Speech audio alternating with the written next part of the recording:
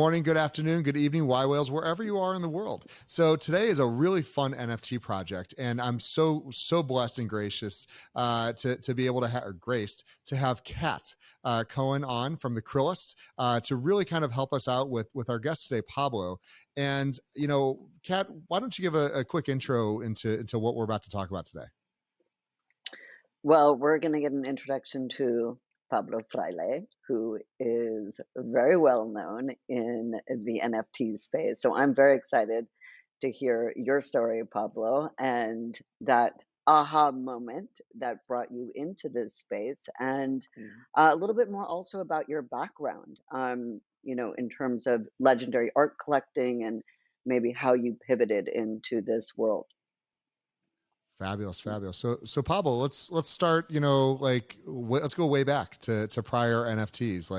What's your foundation? As an artist, and where do you get your inspiration? Well, thank you, and it's a pleasure to be here. Thank you very much for having me. So the reality is that my appreciation for NFTs really comes down to a little bit unexpected in how I think it was built up. But it was really I'm a mathematician and economist, and I was working in finance. And during the time I was doing my MBA, I realized I want to try a new path, and I found out about the concept of the blockchain, which I understood because of my background, and I had a lot of interest because of just my the way I am, and I went very deeply into the space. Throughout that, through being an investor and advisor to many projects in the space, I realized what was happening, starting in the Metaverse. So in the virtual world, in the Metaverse, what I realized is in 2017. The technology, the blockchain technology, was being applied to the ownership and to the integration and to interoperability with digital assets, and in this case with the digital worlds and digital land. And I thought it was a very compelling idea.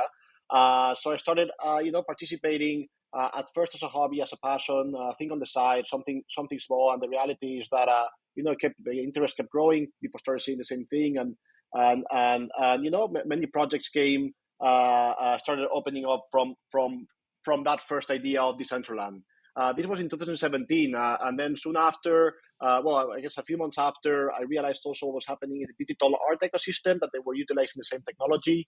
And given my background, I was raised in a family that was always close to aesthetics, to art, to architecture, always thinking always living in houses that were very architecturally thought out, and generally very close to the art. Never really big collectors in the traditional world, but always around art and architecture. And then the marriage was very simple.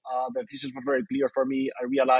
Understood the technology very well, and realized that this would unlock an explosion of talent and innovation of all these new generations that are living their life through the digital domain. With everything that they do in life, with their computer, with their telephone, they get into a car, everything's digital. It's just normal that not only the creative part, but the enjoyment of the creative part also comes in some way, shape, or form in the digital sense. So I thought it was going to be an explosion of talent innovation, and this is what I think we have seen, and that was the big aha moment for me. So Pablo, as you kind of, again, give those that don't know you of our audience kind of a background on your traditional form of art. Like, how do you express yourselves prior to NFTs? So in the traditional domain, I mean, we all know the art market in the analog domain and how it's represented. The reality here is that this technology allows for a different type of interaction between the creatives, in this case the artists, and the collectors, like myself, where before, again, there's and we can talk a little bit of this in more depth, because I'm a firm believer that we should find a hybrid of both and utilize this amazing innovation that we're seeing here, but also the know-how and the experience from the traditional world, and do this merge where it's going to be a much better ecosystem. But the reality is that this technology allows for the direct interaction with no intermediaries from the actor, from the creator and the collector, and the perpetual royalty payments for every work in secondaries, which incentivizes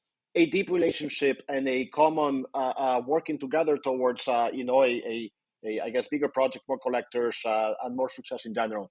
That's a huge point. That's a huge point that you have right there, which is the royalties on this. The fact that an artist can be rewarded for every time that a sale of their art, of their expression down the pipe is a huge game changer for this industry as well as others. What's the perception that most artists have? Do they recognize the value of that? I think they certainly recognize the value, and I think it's honestly for me one of the best things that we have been able to achieve through this use of the technology, because the creatives, the creators in this case, in my opinion, should benefit from the long-term appreciation of their works. This is a fantastic way to do so. However, I think that still we need a little bit of work and a little bit of more dynamism on how the royalties work, because at the same time, they're incentivizing creators to, really get closer to the collectors and push their work and their career upwards. But they're also incentivizing, in some ways, an oversupply of work, because the more works out there, just if it's activity, even at lower prices, it can help. So we need to define a little bit of the dynamics of how we work with royalties. But overall, it's a fantastic introduction into this ecosystem, and they certainly recognize and very well taken into account. Absolutely. Fabulous. Yeah, I have a question. So going from co-founding the Museum of Crypto Art to Aorist, I think for our listeners that would be interesting to hear, and talk a little bit more about Aorist and your platform, which I'm a big fan of, as you know, and just would love to hear a little bit more. Of course, absolutely. So so again, at the beginning, when I started my experience in this field, there was very little activity. It was literally me and maybe a couple other people that were a little bit more active in the space. And we started with an old friend of mine, the Museum of Crypto Art. That is a project that took a different path, and from there, from my collecting, I started getting very close to all these collectors. I think two things that were fundamentally very important happened. One of them, given that I have this ecosystem allows for the direct interaction with the artist, I was very, very close with everything outside of the creative process, through the life and through the careers of these artists, with helping them with structure, pricing, which marketplaces, getting them closer to other collectors, even some PR and communications, just in general, helping them with even some personal things, with things. Again, everything outside of the creative domain, because I'm not the creative here. They are, and that's what they do the best. But and this led to a relationship that I think it's a lot more than transactional. I always did this with charging $0 just for the love and for the patronage of the space, and I have a trust relationship with this artist that is very, very, very important. And then subsequently as well, like very importantly, I was able to acquire, to collect what is known today as the most important and significant tokenized digital art collection in the world, that is very wide, it's very deep, and contains most of a significant amount of the very, very iconic works that have been released through this medium. Now throughout this experience, I was realizing, even through my collecting, or mostly through my collecting, that there were some major problems in the ecosystem that were not really allowing for this place to come to where we wanted to go. No. And this is why we created Aorist. That I'll get into it for these three reasons. But the number one is that right now it's the user experience. It's not the best. The pace of innovation and activity in the space is certainly much faster than the pace of the infrastructure. And the reality is that it's too technical, it's too slow, it's too expensive, and in my opinion, a little bit too risky for the average person to come and to operate. It's just too difficult. So we're seeing that a lot of the activity is happening from people that are already in the ecosystem, and that those bridges are not as easily being created as we previously thought. The second problem that we have is that we're having a curation and oversupply problem, where given the way that the marketplaces operate, we have been very good at putting works in the blockchain, but we haven't given all the support that is necessary for a successful creative career. Again, all the things that we talked about, like the PR, communication, structure, pricing, like just everything, again, surrounding a thoughtful creative career. And the third problem is the environmental concerns, where I don't think it's the fault of the creators or of the collectors that are participating in this ecosystem the carbon emissions that are created through Ethereum, because the reality is that most of the activity is coming from somewhere else, and there's not a direct relationship between activity and carbon producing. Ethereum will still produce the same. But the reality is that we now have a much better alternative, more scalable, more efficient, easier to use alternatives that are environmentally a lot more friendly and native, but always have presence at the global events, pushing the boundaries of art and technology. So we had the big screen of Refik Anadol in the beach during Miami Art Week. I don't know if some of you attended and were able to see. I think, Refik Anadol there behind you, Kat. Beautiful, beautiful work. One of my favorite artists. And we just did an incredible... Yeah, sorry, Kat? That's a 16-minute long NFT from him, but I have it on an 85-inch screen, but I don't have the right screen yet to show it. I feel I need a bigger screen. Yes, that shows the detail. Yes, they're mesmerizing. They're incredible work. Congratulations! I love everything Refik. And then we continue doing things like in Venice, where we had an exhibition with Studio Drift and Don Diablo, and one by Rafael Rosenthal, one of the pioneering post-internet artists, and Jonas Lung with the MVP, which is a fantastic generative project that also utilizes the decisions of the audience and the collectors to morph and update the remaining works in the collection. It's a very sophisticated and a very novel generative type of work, and it was greatly received. But yeah, overall, going back to Aorist very quickly. Again, we are focused. We feel like that the ecosystem is mostly focused on everything decentralized, on the ethos of decentralization. And again, we're seeing these problems with the user flow and with the curation. And in Aorist, what we want to say is we want to bring the best of the traditional world, the best know-how and experience, and this is why we attracted an incredible team. We have Jimena Caminos behind two of the biggest projects, public art projects in the US, and a mastermind, one of the most influential people in the art world, an extraordinary woman, one of my favorite people I have ever met. She's fantastic. We have people like Patrick Foray, who used to handle operations at Art Basel for many years and was the MD at the Abu Dhabi Guggenheim and Louvre, and in general, just really trying to bring a lot of experience and merging this amazing technology and make it a super seamless platform for everybody to concentrate on the high quality art. Everything in Aorist can be done in US dollars, so you can pay with credit card, debit card, ACH, wire, and crypto in different chains if you wish. We make it super easy for you. You just log in with a username, a password, and in less than 30 seconds, you can participate while everything's still happening on the blockchain. We create the wallet in the background for you, and we make everything seamless. We automatically purchase carbon credits with every transaction that happens on the platform to offset twice the amount of carbon that we produce, which is minimal because we work with Algorand, which is extraordinarily efficient technology, layer 1 protocol. And just in general, we have all the integrations to just make everything as seamless or even easier than Web 2 e-commerce platform, and just highlight these high quality artists that are really pushing both boundaries of art and technology. What is your advice for artists hoping to break into NFTs? Like, if you had to give advice today. Yes. So I think that one of the big things that we have seen is, the big promise that you just put something online on the blockchain and it's immediately going to be received. The reality is that I think this is not the case. Many things are really important to be taken into account before making this step. The first thing is the market is very clear about this. It needs to be natively digital. It's not the same getting an analog work, a physical work that has been scanned and put into the blockchain, unless it really has a lot of depth and sophistication towards how they have done this and why it's part of the, let's say, digitalization of the process in a different way than just a scan. But it really needs to be digitally native. The second point that I would say is that one thing that fits very well is the proper use of the medium as well. So doing some things with that creativeness that could not have been done before, even in the physical things. So time-based works that really evolve over time with the passage of time, and that everything is automatically happening.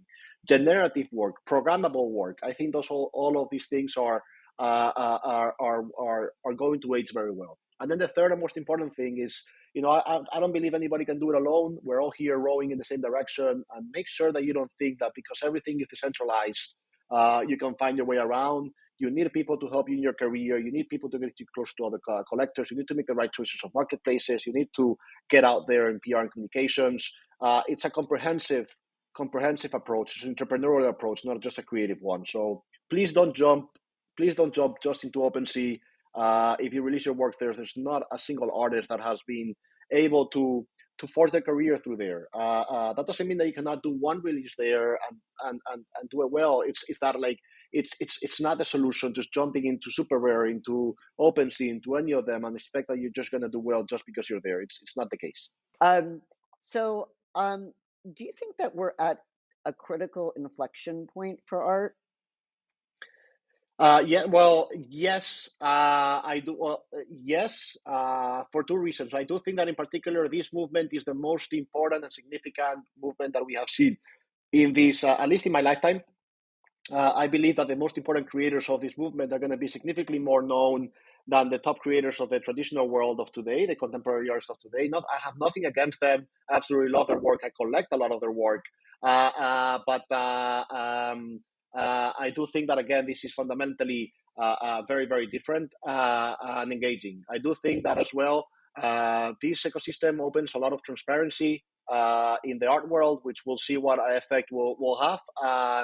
And, again, the concept of royalties, I think, is going to slightly redefine the way that artists interact directly with the collectors as well. I think it's opening up that engagement of artists with collectors directly, where before it was, between walls and between other service providers in the middle that were really gatekeeping in different ways. I still think that, again, some of these institutions bring a lot of value, and I not only look forward, and I not only do I work with, but I look forward to continue to integrating more of these services that are here in the traditional world into this digital domain. But the reality is that I think it will really open up the conversation. Like the amount of studio visits, the amount of conversations, the amount of engagement that we have with the digital artist, it's tremendously higher than what you can find at least in my experience, in the traditional world. So if you had to define your superpower, what would you say it is? That's I've never really thought about this. I guess there's it's probably a couple that I can think of. One of them is just in general thinking outside the box in analytic moments, like thinking about just systems and just systems and markets that don't follow the general trends because they're not big enough, because they don't follow the general things. So those type of gamification, system tokenization, I think I have a good eye for. And then in particular, having I'm a person that cannot be bought. So I'm very straight and honest with all the interactions that I have with all of the artists and all of the participants. And I think that has, led to some, deep conversations with the artists that have allowed me to really get very, very close in to them. And there's a trust formation there that I think is deeper than in other cases. So I would say that. And you brought up a point a second ago, and it's really the understanding of there's a big difference between an ERC 721 contract and an ERC 1155 contract. And these are types of things that most artists, they're like, why, they created the medium and they're not understanding. How do you, when you're kind of walking through, like, in some cases people just put them out on the wrong contract and they're already out there. They already exist. They've already been sold. How do you kind of, re-educate and make sure that these types of mistakes are not going to happen in the future? Because it's a big deal and a big difference. It's a huge thing. And the reality is that, in my opinion, we shouldn't expect artists to really know this difference. The same way that in the traditional world, we use service providers that do certain things better than us to do things. I don't, I use an accountant for the things that I need to use an accountant. I use a lawyer for what I need to use a lawyer. Artists who use the technologies for this and to really understand the implications of using one or the other. The reality is that there's not only 721 and 1155, there's many other standards, and there's many standards outside of Ethereum as well. And just keeping track of this is very important. One thing that I always tell artists that I didn't say before when they're coming in is exactly what you said. Once you put something in the blockchain, even if you burn it, it's there. It's there. You can see it. It's there forever. So, the best way to really make sure that your career is properly done is to not mint things that are not properly properly minted in the right place. This is a huge thing for me. That's why I tell people, don't go directly in OpenSea. Don't go directly in one of these platforms without really thinking about everything else around it. The technological aspect is just one of them, but there's many, many other ones to consider as well. I will be very, very thoughtful and personally get closer to those service providers that are a lot more knowledgeable than you in this case, and that can provide the services that are very, very important, not only in technology, but in everything else. Yeah. So Pablo, in your mind, and again, it's the workflow is number one, like having a gallery, like what the Aorist is and what you guys do, to own that smart contract and to kind of help facilitate that. Do you believe that the art gallery should be the facilitators of those smart contracts, or it should still sit with the artist, and the artist is the owner and facilitator of the smart contract? So I personally think that let me open up this conversation up a little bit, because NFTs is a very, very big word. It's kind of like saying assets in the traditional world. I think we need to concentrate on the different segments within the NFT ecosystem. In my humble opinion, there's digital land that we were talking about before, collectibles, art. We're going to see a lot of gaming, which I personally think we're going to see a huge evolution there. And we can talk about where I think this might be going in the future, the next wave. But the reality is that I personally think that in art in particular, things really shouldn't be fully decentralized. That's not the end goal here. That's not the ethos of what we're trying to do here with art. For me, and what we do in Aorist is we're just utilizing Aorist as a tool. Blockchain, blockchain technology as a tool to further engage with art, to further have interoperability, to be a better certificate of authenticity, provenance, history, and ownership. And again, as a tool, just to have this further interaction, not at the end. So for artists, I don't see any major reason why they should really own their smart contract, unless for some reason their work is blockchain based in different ways, like the case of Pac, for example. That is, he's really technical, he's very digitally native, and his works really have to do a lot with that. But otherwise, they should be aware of what the smart contract does and the possibilities that they have. But I just don't see the full decentralization aspect when it comes to art. Interesting. The and we've heard this from a variety of ways, and again, you as the predominant kind of collector and advisor in the space. I mean, you brought Beeple, one of the few people that was early on with Beeple to understand the value there, and so that's where I always want to know is what is the future signature look like? Because to us the artwork can be, again, once it's on chain, it's digital. It can be, everyone can have it as their wallpaper in the screen, but that ownership, and so that contract, to me was always like, that's the artist's signature. But they're very hard to maintain, and they're very dangerous to maintain on your own if you don't know how to manage that. You hear about, I just saw a minute ago, Seth Green was doing a movie on his Bored Ape, and it got, his wallet got compromised and it got stolen, and there goes his intellectual property. So, there's a lot of ways that I'd be curious of how you talk to your clients and your artists to manage this digital wallet in a space that is, again, makes art theft in the real world look like, a rare event. Yeah, again, so again, as I was talking a little bit before, the infrastructure is just not ready for the average customer, for the regular customer, not the extraordinarily technologically, blockchain technologically savvy people. The reality is that I think, what we're doing in Aorist is the right way to move forward. There's no reason why individuals should be handling their own accounts, particularly for, if you're not talking about humongous amounts of money, and even if that's the case, I will go with institutional custody anyways. The reality is that this is just, again, a technology that we're using, and we can benefit all, we can use all the benefits of decentralization without really going through that. So what we're doing in Aorist is we custody for you, and we have been working with the best experts in the field in blockchain development and in security infrastructure with Kudelski, so that it's impossible pretty much to penetrate. I'm touching wood here, making sure that it doesn't happen. But the reality is that, the same as with everything else, leave that to the professionals and utilize, in my opinion, some. I hope that we can start seeing more infrastructure coming to the space that allows you to do a not self-custodied wallet, but participate in that same way.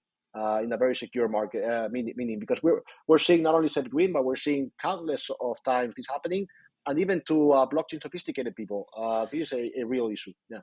Yeah, no, we as an ecosystem for yWhales, we just signed up and we're using Fireblocks now. And if you're in any way familiar with that, it's I am, yes. it really is where things are going, but it's $60,000 a year. So for the average person who may only have one or two digital pieces of art, that's not maybe I don't know how much the art is, but for what you're doing, and you're saying that you'll help custody and as a professional, they still get the value.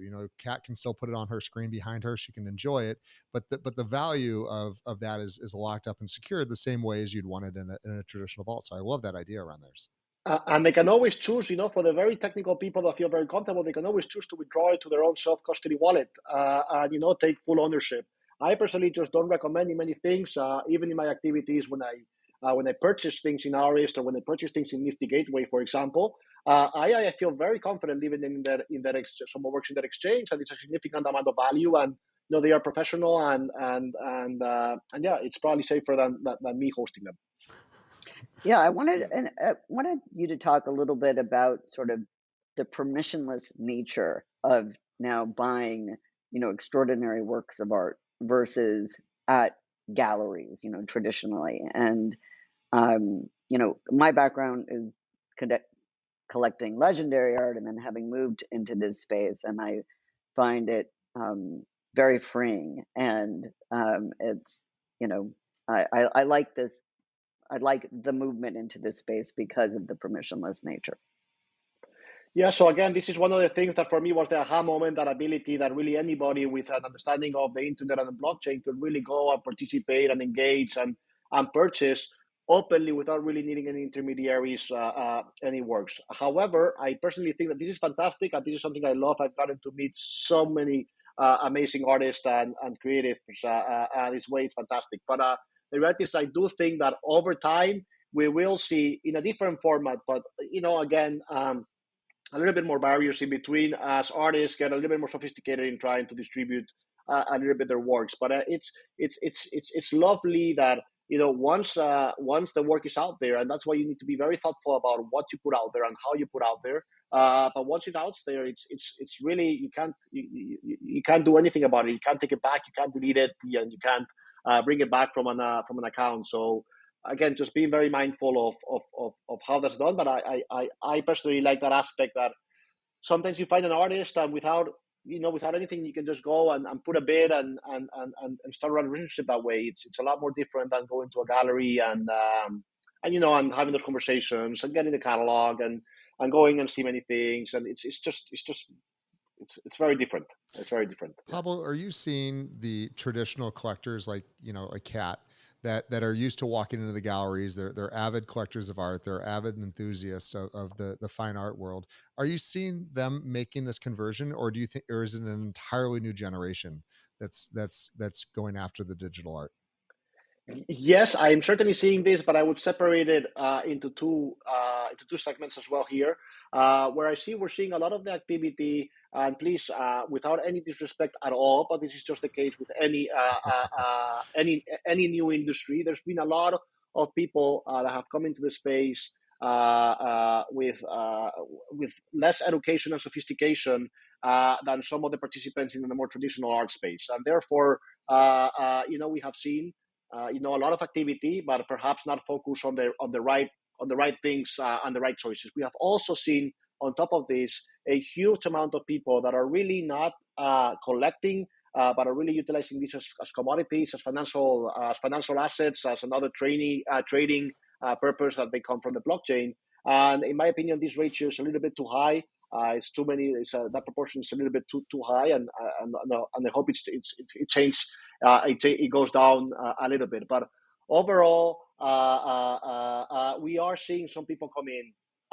The problem is that it's very difficult to go to the current marketplace that are out there, and again, there's so much work out there, and there's no curation in between, that you don't even know where to look. I mean, it's you see some of the most amazing works of this movement being created, which I think are going to be the most amazing works in the future. I think these artists and creators are going to be like rock stars, like movie stars in the future. And and then you see somebody putting a Bitcoin logo with a filter and calling it art. Now, again, I have nothing against everybody should have the place to be creative. But the reality is that the infrastructure right now is not properly built for that. We at Aorist are trying to build that bridge to bring that people over, and we're doing so by making it extraordinarily easy for everybody to participate. You just need a username, a password, and a credit card. If you wish, it's that easy. And by having extraordinarily curated and working with the best artists and very, very, very, very good art, so you know that what you're getting there, you know it's high quality, and we are seeing a huge amount of over 80% of our transactions happen with credit card, which to me this signifies that we're really getting a lot of people more from the traditional world. And again, we certainly have a lot of very significant traditional collectors that many names that are very known that have already actively participated in our platform and others. The reality is that every conversation that I have with anybody from the traditional domain, whether it's artists, the auction houses, or the artists, or the collectors, the interest is obviously there. Many of them have already made moves, and they're just, again, little by little trying to find their ways. But there's a few artists that do very well in this domain. Yeah. And I think it's just such a new space that in terms of art advising, right? It's just so new. Like, there are very few people in the world right now who would be expert art advisors in both legendary and crypto art and be able to like shepherd you because it is so new. And I think, like for I do have a legendary art advisor, but I have not leaned on her for my, crypto art choices, right? So I've sort of taught her about it versus the other way around, and I had to do my own research and just do things based off of what I liked. But you're right. I think people are in the space and they're just the majority of the people I see are in the space to get in and to flip. They just want to flip. They're using them, more as the looking at them as the PFP projects and looking to flip instead of understanding sort of what a collection is. Exactly. I completely agree, Kat. This is exactly the case. Again, we really need to segment, the PFP, the monkeys, the punks, all those things. It's not the same as really high-end art. But I think we're starting to see some real translation and interest. We just saw Refik Anadol selling a very, very important work in Christie's for a significant amount just a few weeks ago with an amazing project in Casa Barlió in Barcelona. We saw as well Andres Reisinger not long ago doing the same late last year with a fantastic Andres Reisinger rack and arcades with a fantastic project that was very sophisticated, also received tremendous positive interest. We, of course, saw what people did with Human One, where it was just presented at Castello di Rivoli, a very significant museum in Italy. And again, many things I cannot comment. I cannot give you this exact alpha just yet, but I can give you just a little bit of this alpha.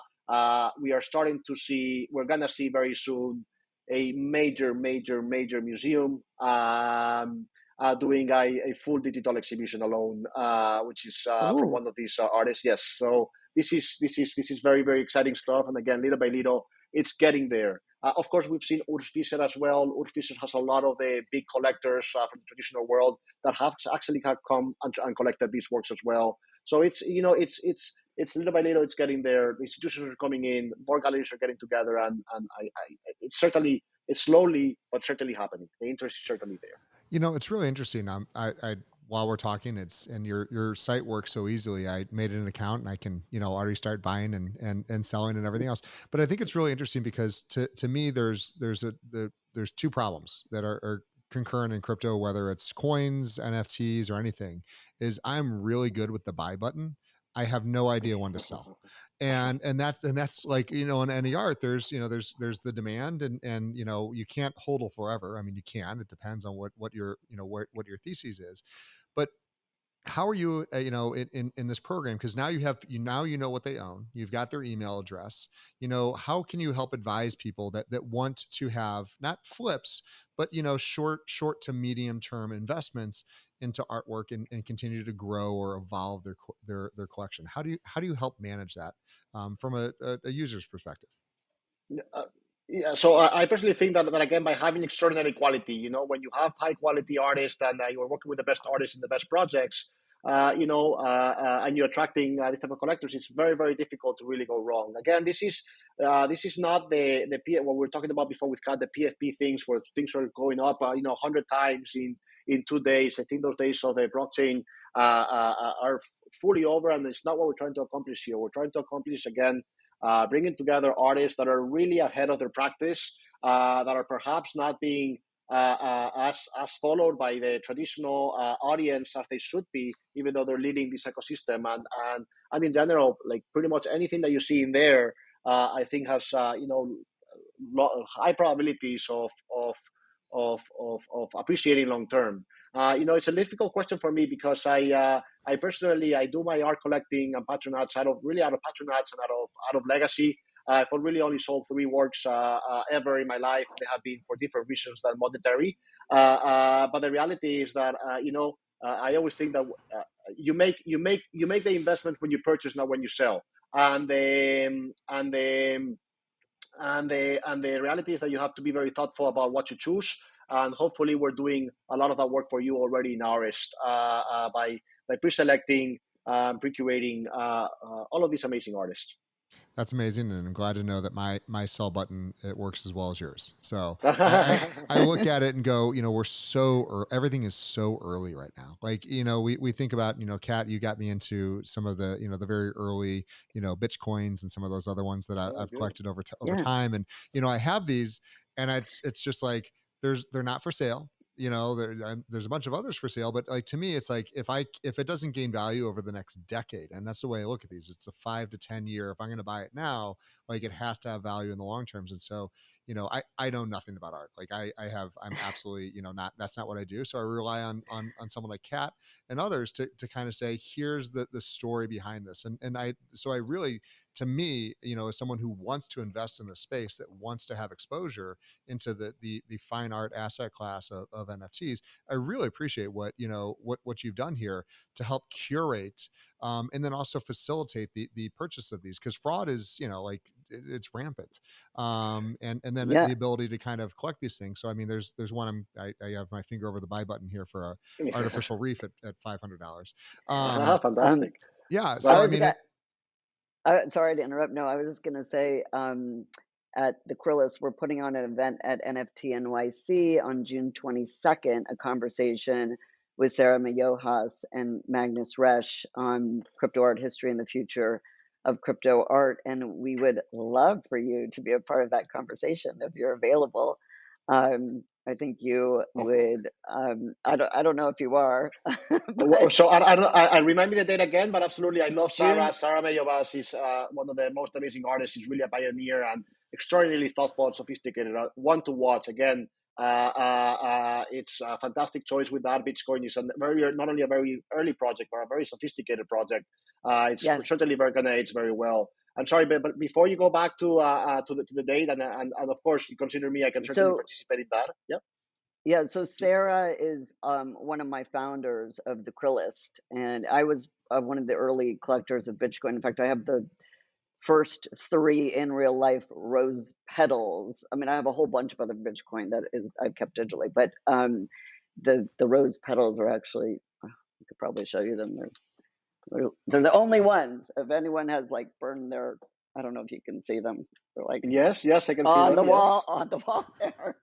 So and so she's amazing, and I just thought, this conversation with her and Magnus and you would be incredible. It's June 22nd during NFT NYC, 6 to 7 p.m. at Noya House, Madison. If you can join. I will try to join. I will connect right after to confirm, but awesome. 100%, you can consider me there. Awesome. Yeah. Pablo, I want to talk about climate and sustainability. I know that's a big thing with you, but I'm gonna give you a couple softball questions. So when we're talking about sustainability and ecological impact, to me, digital, like, you've already won, because we're not physically shipping things around the world. It just lives on a chain, and depending on how that's stored, it feels like there's, we just the fact that it's digital, it's much more climate friendly. What's your perception, and what's kind of your thoughts around this, because it's a big thesis of yours here. Yeah, no, just in general, that again, we cannot fault the users of the technology for using the technology. The reality is that we need to face and try to find ways to make this extraordinarily more efficient, not as harmful for the environment. The reality is that, again, you can do today so many things that you can and more and better and faster and more efficient in other chains that you can in Ethereum. And we have a duty for that. So for me, it's very clear. It's the move to, without getting too technical, but it's the move to proof of stake. It's a very, very clear move that I think should be used for pretty much every single application outside of Bitcoin. And we should all strive, and we all have a duty towards utilizing these more efficient ways.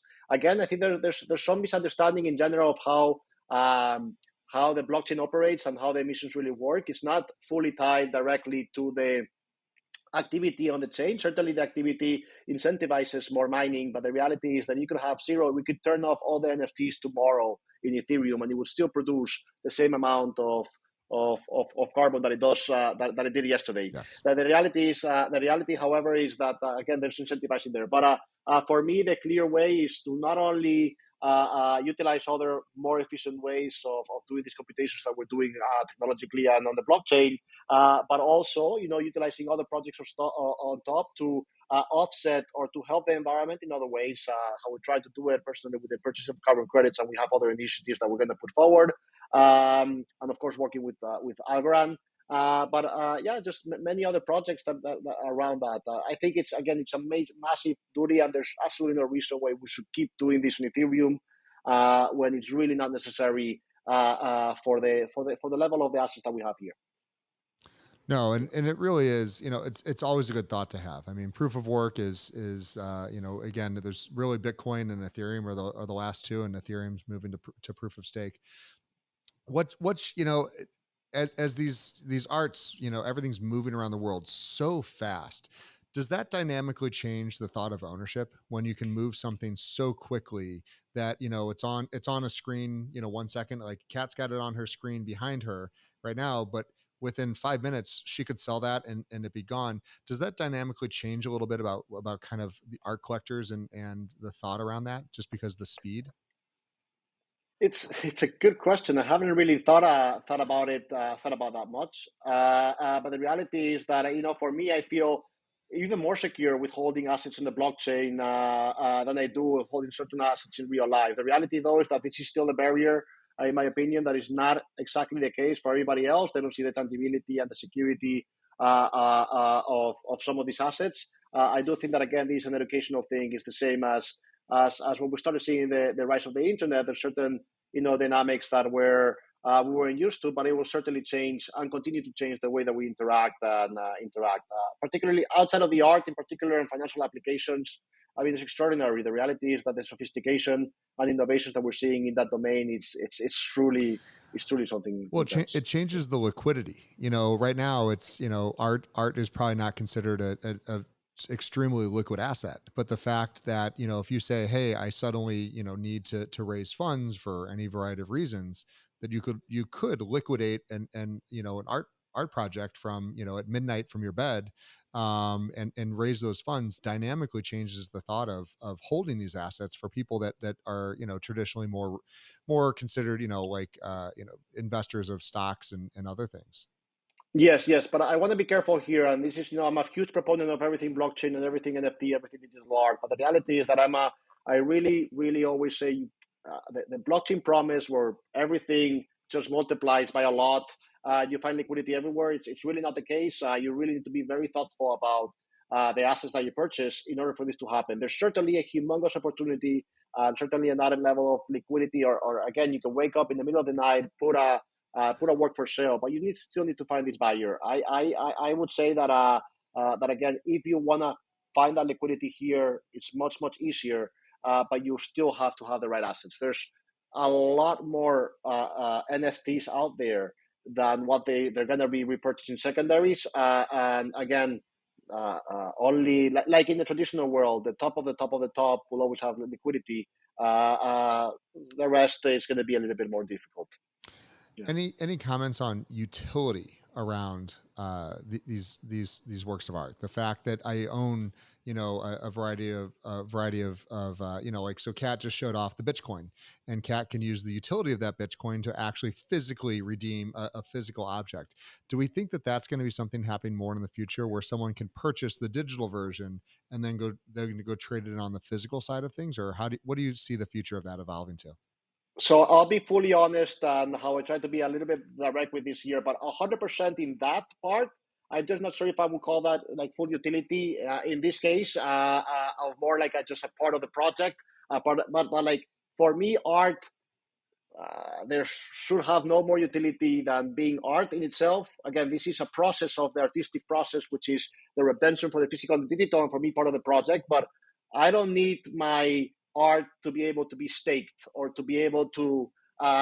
This is, in my opinion, is the wrong way to think about this. I think of utility as a massive play in all other aspects of NFTs, in most of the aspects, in gaming for sure. But with art, personally, I am happy with the proper use of the medium. And again, what Bitcoin is doing and what other artists are doing with the physical and digital redemptions. Let me see. I'm moving right now, and I'm moving a few things, but I also have a physical redemption of a few digital artists around here, and I think it's fascinating. I think that, look, the same way that people are getting used to creating and doing everything on the digital domain, people still live their life in the physical domain. So that conversation for me, it's super interesting. It's where through the collection and through Aorist, I'm really focused on those, again, that conversation between digitally native but physically represented works. I find that fascinating. That's fabulous. Yeah, one of the interesting things about Aorist, which I loved, when you had the auction for Refik's works, you got both the NFT and the physical sent to you as well, which I thought was great. So you had something in the real world that you could put on your wall, but you also have the NFT in your collection on Aorist, and that's something, I know Beeple has done that as well. I have a physical of his as well. He sends a physical, and you also have that NFT that you could show on a screen. So I think that's something that's very interesting right now in this space, especially for like artists that you are really collecting, as part of your collection, because people do want to see it on more than just your phone, scrolling on your phone. 100%. But so I had another question for you, just because you are such a pioneer in this space. Other than your family and your children, what's the legacy you want to leave behind? I think you're uniquely positioned to leave a very important legacy. Oh, I'm losing you. Oh, Kat, you got him to freeze. Sorry, I lost you. I'm back. You're good. Keep going. I lost you there for a second. But the legacy I want to leave behind, that's a big question. The reality is that, in many ways, it's an egotistical way of looking at this way. But it would be great to be remembered as one of the key architects and one of the key drivers of this ecosystem. Again, as I mentioned before, I do think that this movement will have such a bigger impact on the traditional ecosystem, on the fabric of society, than the top tier artists have today. Again, no disrespect for them, I absolutely love them, I collect them, but I do think there's going to be a huge difference. And I love being a part of this, a part of the history, and having been alongside them. Again, this is not a monetary thing for me, but really a passion project, and the legacy that I want to leave behind is having been able to give good advice and good patronage to facilitate this ecosystem moving forward. Pablo, so for someone like me, that's again, I have no concept of art other than sometimes I see things I like, but clearly want to invest in the space. Can you give 3 kind of points of advice of ways, like 3 metrics of which should be very important no matter what, whether it's physical or digital art, that people should be thinking about in their heads?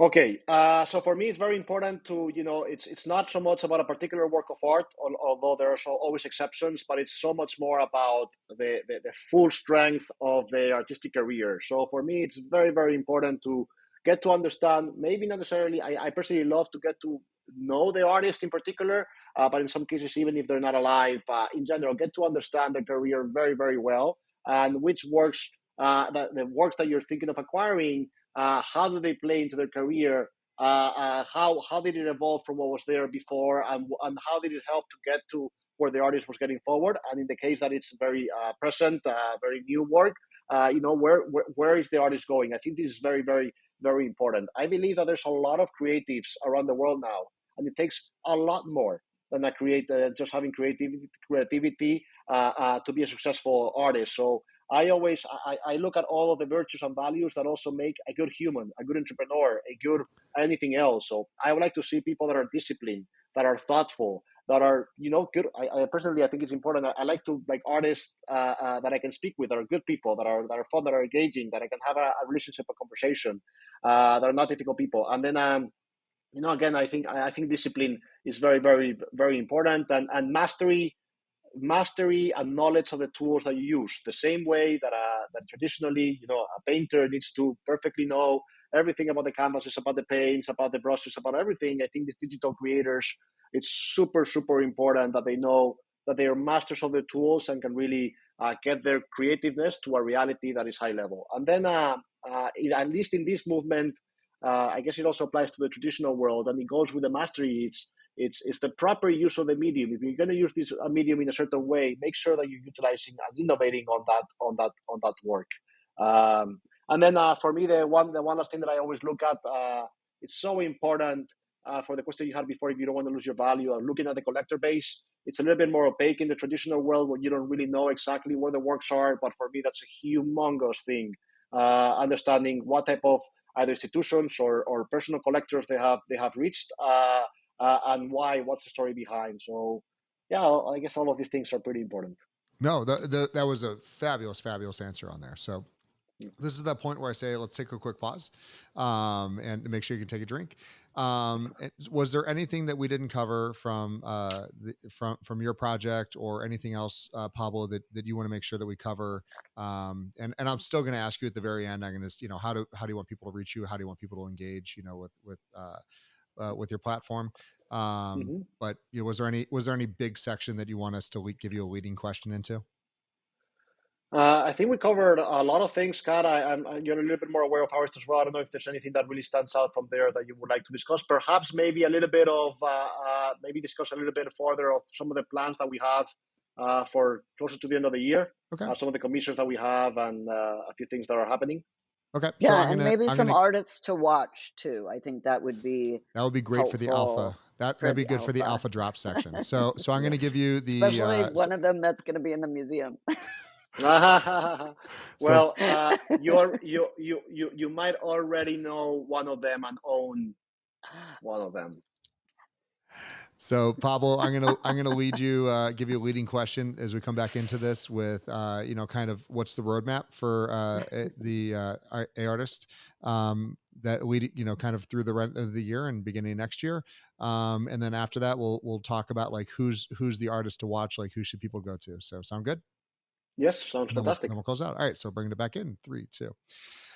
So Pablo, again, I can't thank you enough for all the knowledge you've given us, and you don't get to run away yet, but really talk to us about kind of the roadmap for your platform, and what really we should be kind of expecting for the evolution of the Aorist, and kind of through the end of the year and early next year. Well, that's a great question. Thank you very much. Yeah, the reality is that we have something extraordinarily, I think, planned for the end of the year. We have 2 fantastic, one incredible commission by Random International that I think is going to redefine digital immersive experiences, digital physical immersive experiences. I think it's something new, something creative, something super high end, as always with Random International. And we're very, very excited for that. That's going to be presented during Art Basel in Paris in October. And again, we're working on the final details on where we're going to present the rest. But we have an incredible project by Guayola that will be released very soon, as well as a project by Andres Reisinger that will be released very soon, that both are very sophisticated, very new, very engaging. And then before the end of the year, we will also do the release of the last work by Jonas Long, the MVP that we were talking about before, the generative work that is collector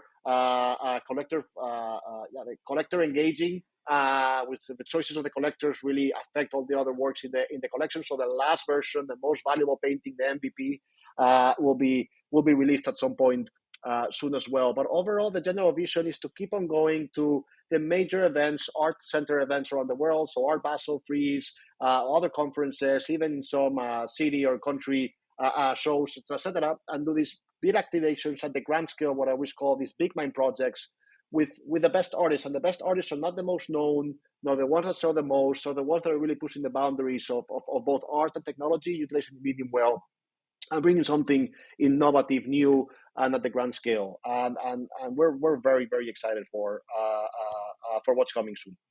I love that you're a trailblazer of blending the physical and digital side of this entire asset class. Because without you doing some of these things, like a majority of the fine art world would not know. And so, Kat is, you've been in this for a long time, but there's a lot of people that, again, are physical art collectors that still have no idea about digital art. And what they do know is generally wrong.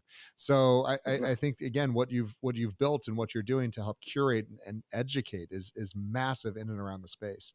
Thank you. I just want to, 1 second. I just want to say that this has not been me. It has been a tremendous amount of people that are doing all this all together. People like Kat and many other people around, and of course the amazing team at Aorist. That they're so amazing. They're extraordinarily prepared and very knowledgeable, and have really put a lot of effort into bringing this together. So we're very happy to be doing so. So with Aorist, and again, you guys are curating the artists, you're curating everything that comes there. What's just some on your platform today? What's 2 or 3, or you can give me I'm sure everyone's special, but kind of 2 or 3 for the novice that should look at, and you can say they're pushing a little bit of the boundaries of not just the physical side of things, but the blending of physical and digital. And you guys do a lot of that. Who's some of the ones just to watch for kind of some emerging representation of that?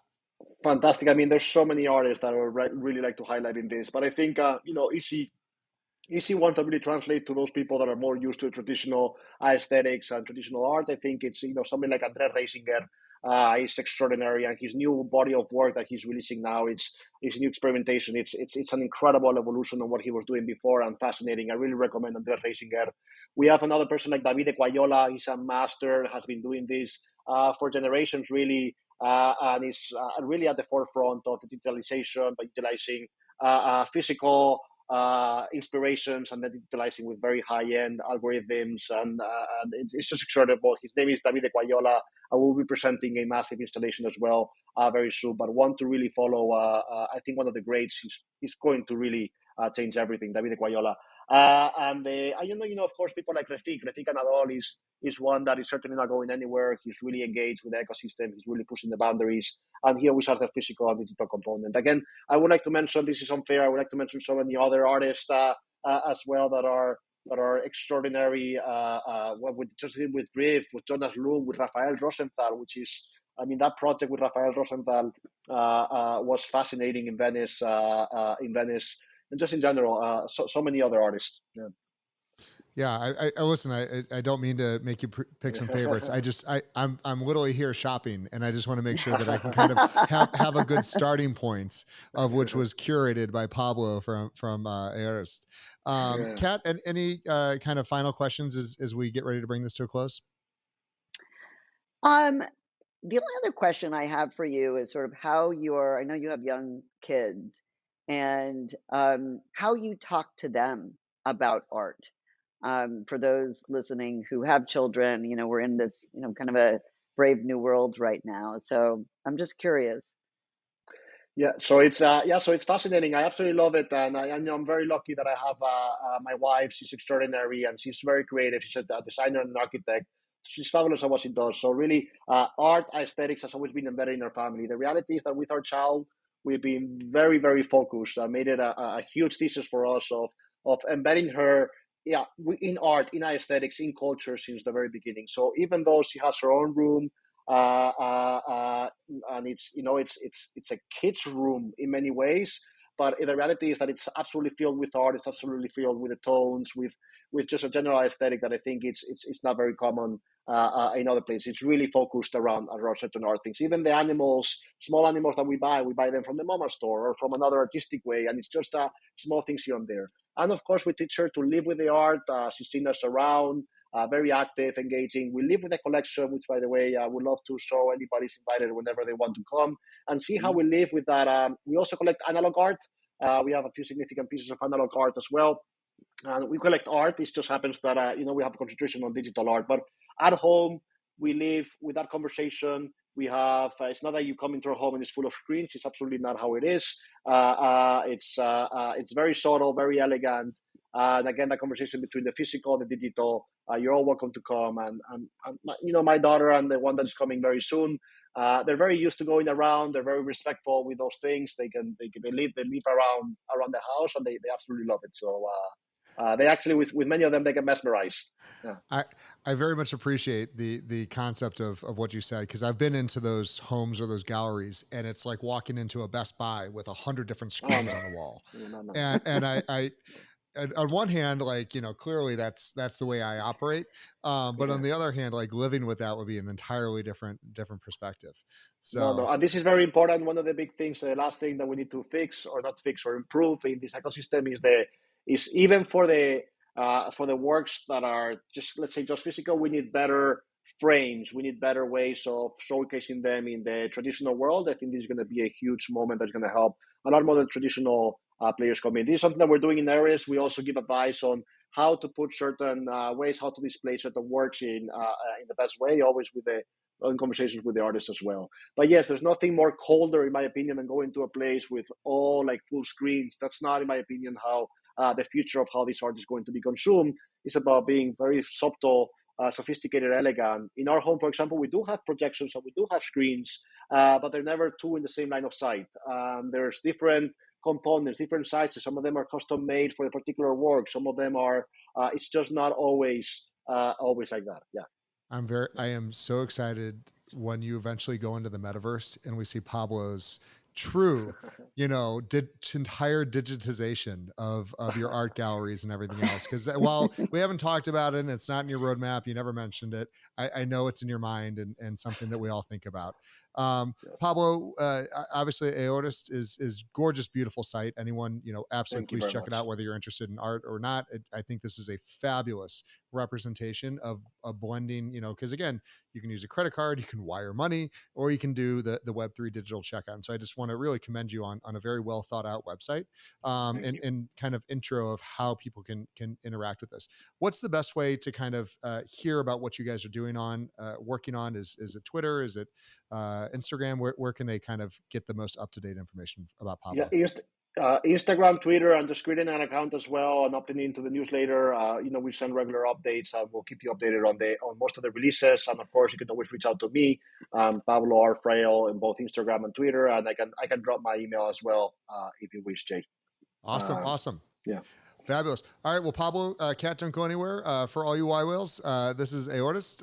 Again, beautiful representation. And Kat, I so thank you for Kat from the Krillist taking the time today to come talk to Pablo with me, because I am not the arts geek around here, and you clearly are. And so this, I know, was a great conversation. For everyone else, we'll see you guys soon, and talk to you soon.